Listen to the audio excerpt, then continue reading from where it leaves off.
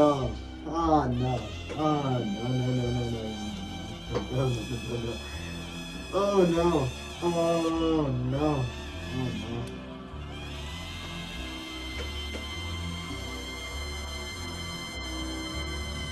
Portugal won, DR Congo won.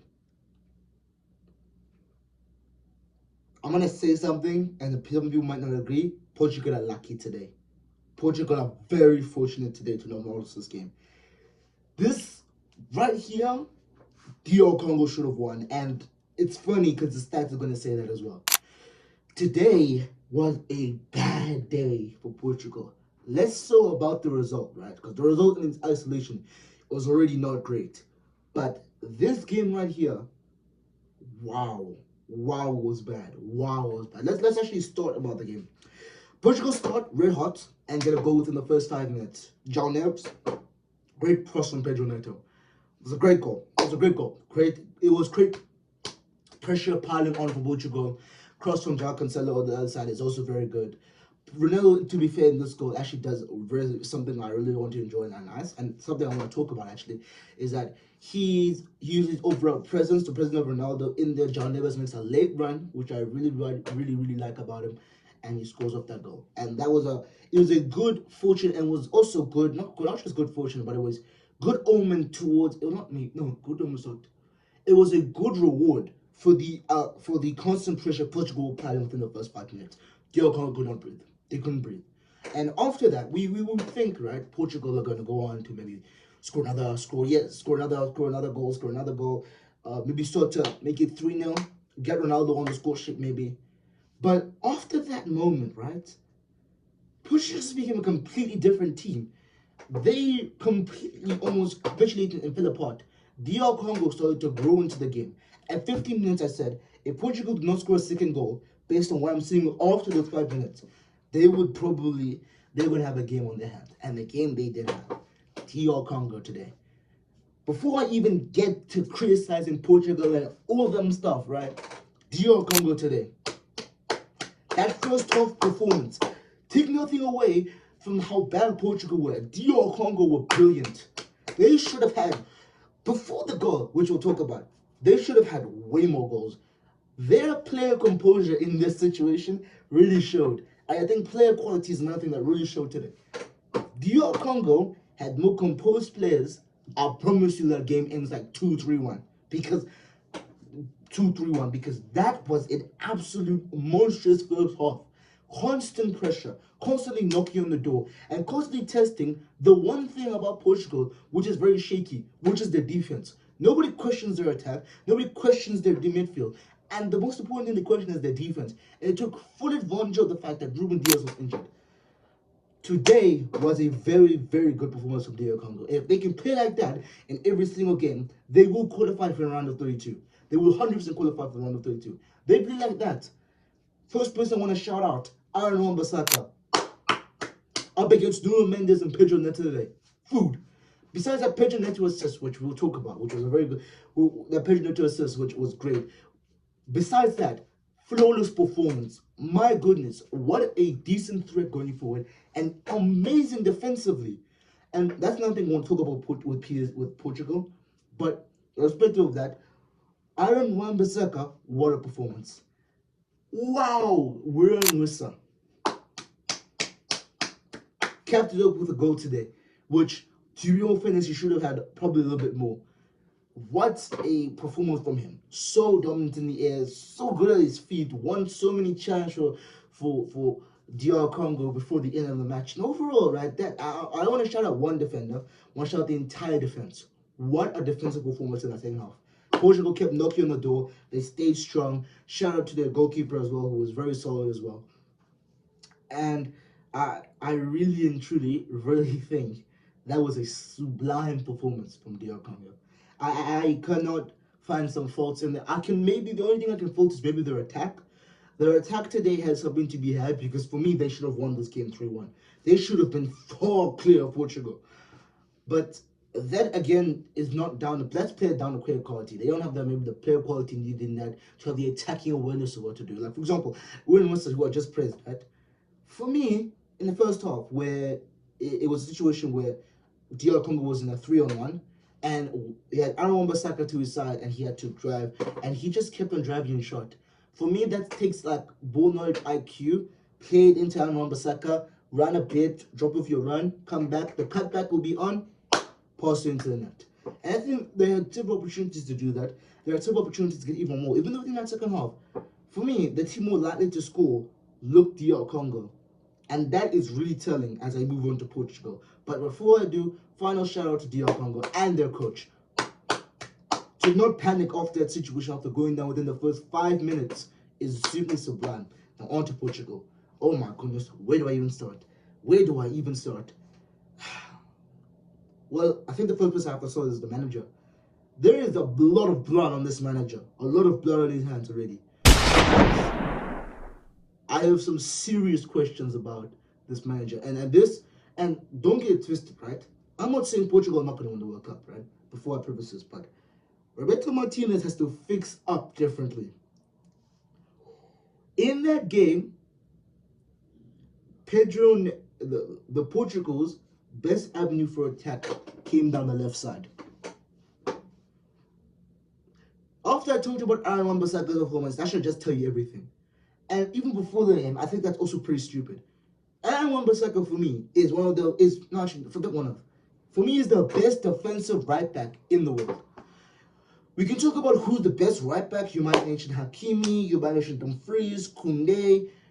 Some Liverpool fans might throw in a Frimpong, Conor Bradley there. Some Real Madrid fans might throw in a Trent there. Or whoever you throw in, right? João Cancelo today. One of the things that most of those right backs have is that they're great going forward and maybe not so great defensively. Aaron Wan-Bissaka is the opposite. He's maybe not so great going forward, but he is brilliant defensively. And I think that was really telling. And in the first half, I think the first warning signs for Roberto Martínez to change stuff came in the first half where Nuno Mendes is away. Aaron Wan-Bissaka keeps up with him and tackles him. In that moment right there, when I saw that happen, right? In that moment, I was like, you can't attack down this left-hand side because Aaron Wan-Bissaka's there. And they consistently came through that side. Consistently. Even when Leao came on, Wan-Bissaka locked him up. That, for me, is Roberto Martínez, blood on his hands. Why are you continuously attacking down the left-hand side of the field when Aaron Wan-Bissaka is there? Perfection or anything. If Wan-Bissaka is great at anything, it's defending. You don't want to have your best avenue of attack on the left-hand side when you have somebody who is that brilliant defensively. It's tactical suicide. It's negligence of a great player. Aaron Wan-Bissaka is been known to the football world for the last 8 years. I want to say 8, not even. Even at Crystal Palace, he was great defensively. So I don't understand why on earth would you, as a manager, you look at the situation, you look at the team sheet beforehand, you look at who's going to be playing, and your decision is to pump the ball down the left-hand side constantly when Aaron Wan-Bissaka's there. Why? What are you hoping happens? Yes, it paid fortune in the first half, but you're not going to get away with that twice. Because you know what they did? You know what DR Congo did to all their possession? They just added more bodies to the right-hand side. And then because, again, they didn't tell on Cancelo till half-time. They just kept one person on the left-hand side because they knew Bruno Silva would just drift inwards and they were never going to play the ball out to João Cancelo. Next thing I want to talk about, Cristiano. For me, this bad performance isn't on him. I think Ronaldo was very decent in this game. And his experience does show in this game. His tactical awareness and discipline, his tactical positioning is for me, phenomenal. He's the one upsetting DR Congo's defense. My problem is, why wasn't he there the whole time? Why am I seeing Ronaldo show for the ball? What the hell is going on? Why is Ronaldo showing for the ball? What are you doing? First of all, right, he's not that type of player. He's never been that type of player. Second of all, when you ask someone of Ronaldo's caliber to show for the ball, the problem you're going to have is that there's going to be multiple players now crowding that area. And the other problem is, you don't have somebody that can take his position that's running past him. So if you're going to have someone like that, right, you need to have, for example, Bayern Munich do it excellently. When Kane shows for the ball, Serge Gnabry or Musiala makes a run past him. No Portugal player does that because all of them are trying to show for the ball. The only person that does that is João Neves. But granted, João Neves has to stay in the midfield because, again, there's no one in there. Vitinha, Bruno Fernandes, if there's a counter-attack, they're relying on João Neves. That's why João Neves can never make that run. And Bruno Fernandes never makes that run. So they're stuck with DR Congo being able to crowd that area and effectively suffocate him out. Now, especially when it comes to a situation like, let's just say, right, Ronaldo shows for the ball, someone opens up space. Ronaldo trying to get in behind and run like that. He never did that the entire game because he can't do it. The guy is 40. We need to stop pretending Ronaldo isn't 40. We need to play to his strengths. You know why Argentina Messi will still perform for Argentina? Because the team is built for his strengths and weaknesses. They know Messi's strength. His strength is creativity and on-the-ball qualities. When Messi's on the ball, that's when he's at his best. But off the ball, they understand that he's not the best. That's why he's surrounded with players like Rodrigo de Paul. As many people might criticize of him, the one thing you can't question about de Paul is his work rate. McAllister, work rate. Enzo Fernandes, work rate. Simeone, work rate. Alvarez, work rate. Roberto Martínez, work rate. I'm talking about work. You want to put athletes, runners around him. With Ronaldo, what you have to understand is you can't put runners. You have to put a form of a runner around him, but you also have to put players that are able to create something out of nothing. Granted, Portugal had an abundance today. Bruno Fernandes, for me, was sublime. As much as people might criticize him on, like, he was, for me, great. Vitinha, in terms of his role as number 6 of orchestrating, it was good. But in terms of how people describe him and the quality I was expecting, something to be had. But granted, that's not his job. So I'm not going to criticize him for that. Bruno Fernandes, for me, was decent. But the problem is, Ronaldo's never in that right position. And he's never making that run. There's several times where Portugal players will look up and they will see Ronaldo's just stagnant. And I'm like, no, bro, come on. Make the selfish run. You're the striker of the team. I know you're not able to, but I know you're not physically able to, but make the selfish run. That's the other problem as well. Ronaldo today, well, in all due respect to his ability, right? For me, he was decent. He wasn't a problem. But that again comes down to Roberto Martínez. Why are you having Ronaldo show for the ball? Forget that. If you're gonna do that, you might as well play Goncalo Ramos. Why are you? Or you might as well play Leao at striker. Stop asking Ronaldo to show for the ball. He's not that type of player. It's tactical. So it's actually negligence of your players at that point. And finally, the overall performance of that first half. That overall performance of the first half was genuinely alarming. Portugal, in the entire match, I'm 90% sure, had 2 shots on target. Maybe 2 or 1. I think it was either 2 or 1. 2 or 1 shots on target, and just as many shots, maybe 3 shots at most. Guys, that's poor. We're talking about Portugal here. The team that everyone has gassed up to win the World Cup. The team that everyone has gassed up to be one of the best squads in the entirety of the World Cup. People that have gaslighted me to think that they will get to the final and they will win.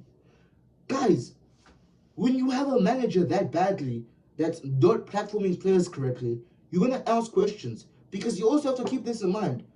This is as close to Roberto Martínez's team as he wants. Bernardo Silva coming up the left, João Cancelo right back, Mendes. The only thing that I would make an argument that they didn't have today was Ruben Dias, and it showed in terms of the organization of the defense. But that doesn't come. For me, that's not where I'm asking questions about. Me, I know Ruben Dias is missing. I understand that. But for me, my question and error come in terms of the way DR Congo was able to easily break out of Portugal's press. The way DR Congo was able to easily create chances just from midfield. That's poor. That is poor. I'm not even talking about like the defense now. Because the defense for me was decent. But not great, but decent. But even, for example, their goal, DR Congo scored, right? It comes in from a corner, right? But it's a corner chance. The marking is alarming. Where is the marking? That's not a Ruben Dias situation. That's a player thing. Player thing. Why is Joran Wissa having a free header in the box?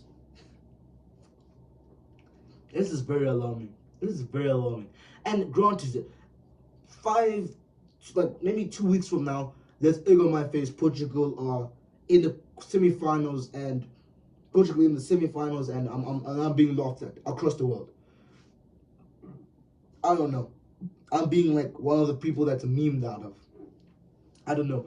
But today was a big, big alarm bells. And Roberto Martínez, you need to fix the squad somehow. You need to fix it up. I think the next opponent is either Uzbekistan or Colombia. I used to also record this and upload this before the England game. But today, Martinez, there's blood in your hands. There's blood in your hands because today was a bad performance. Today was a very, very bad performance from Portugal. But guys, like, share, subscribe. This World Cup has been very good. I'm very excited to watch the England vs Croatia game. That's probably one of the best games of the World Cup. It's coming in the last group. Yeah. We shall see who performs and who doesn't. We shall see who plays well, who doesn't. I'm watching out for the. I'm also, by the way, prefacing. I'm mainly making content on the teams to win the nation. Obviously, if a team, a dark horse, makes it deeper, and I'll do my research and I will make a proper educated video on them. But just from what I'm seeing on this Portugal squad, I watched that game, and it was alarming how DR Congo looked more likely to score than Portugal. It was alarming. But guys, that's everything I have for today. Please continue to enjoy. Watch this World Cup. Continue to enjoy this World Cup.